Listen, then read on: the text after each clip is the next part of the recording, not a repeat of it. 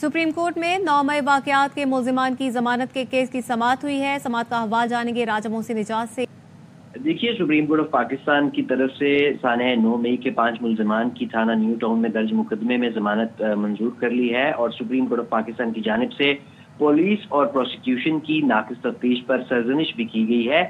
Justice Jamal Mandokhel की जानिब से ये सवाल किया गया कि क्या रैली निकालना या सियासी जमात का रुकन होना जुर्म है।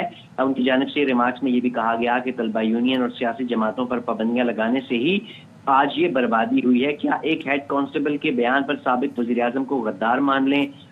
उन्होंने अपने रिमार्क्स में ये भी कहा कि खुदा का खौफ करें, ये किस तरफ जा रहे हैं। जस्टिस हसन अजहर रिजवी की जानिब से रिमार्क्स में ये कहा गया कि मुल्जिमान के खिलाफ क्या शवाहिद हैं, क्या सीसीटीवी कैमरों से शनाख्त हुई। तफ्तीशी अफसर का ये कहना था कि हमजा कैंप समेत दीगर मुकामात के कैमरे मुजाहिरीन ने तोड़ दिए थे। जस्टिस जमाल मंदोखेल ने कहा कि इसका मतलब है मुल्जिमान के खिलाफ कोई सबूत नहीं, सिर्फ पुलिस के बयानात हैं। उन्होंने अपने रिमार्क्स में ये भी कहा कि मुकदमे में दहशतगर्दी की दफात क्यों लगाई गई हैं।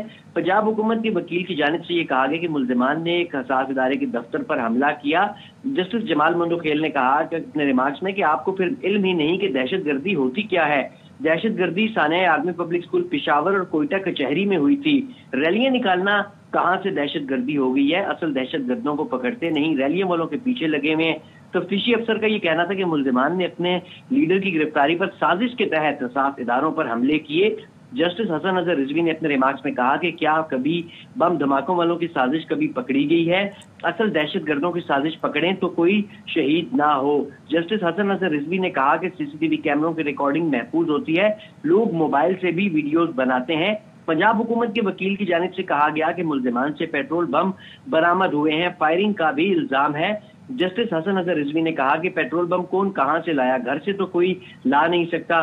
तफ्तीश क्या कहती है। पंजाब हुकूमत के वकील की जानिब से ये कहा गया कि तफ्तीश में ये वाला पहलू सामने नहीं आया। पंजाब हुकूमत के वकील की जानिब से ये भी कहा गया कि स्पेशल ब्रांच लाहौर का एक हेड कांस्टेबल भी इस केस का गवाह है। जस्टिस जमाल मंदोखेल ने कहा वाकया रावलपिंडी का है और गवाह लाहौर का है। क्या हुकूमत के खिलाफ टायर जलाना बहुत बड़ा जुर्म है। हुकूमत और रियासत आवाम के लिए माँ बाप की अहमियत रखते हैं। बच्चों को माँ बाप 2 थप्पड़ मार भी दें तो बाद में मना लेते हैं, उन्हें कत्ल नहीं करते।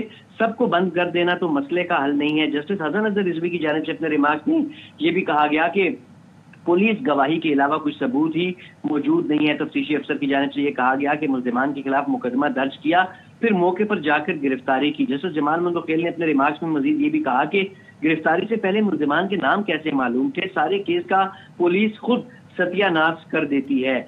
वकील की जानिब से जो है वो मजीद आर्गूमेंट्स भी दिए गए। जस्टिस मुसर्रत हिलाली की जानिब से रिमार्क्स में ये कहा गया कि FIR में तो हसास इदारे के ऑफिस पर हमले का लिखा ही नहीं गया, हसास मुसीबात तो बहुत सी होती हैं।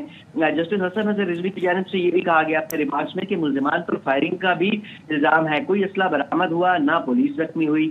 जस्टिस जमाल मंदोखेल की जानिब से ये कहा गया कि तफ्तीशी अफसर अपनी तरफ से कहानियां बना रहा है। अदालत की मुल्जिमान की जो जमानत है वो 50-50 हजार रुपए के मुचलकों के एवज मंजूर कर ली है और मुल्जिमान में अवैध, सैफुल्लाह, नसरुल्लाह, कामरान, वकास शामिल हैं, जिन पर एक हसास इदारे पर हमले समेत तोड़ फोड़ का इल्जाम है।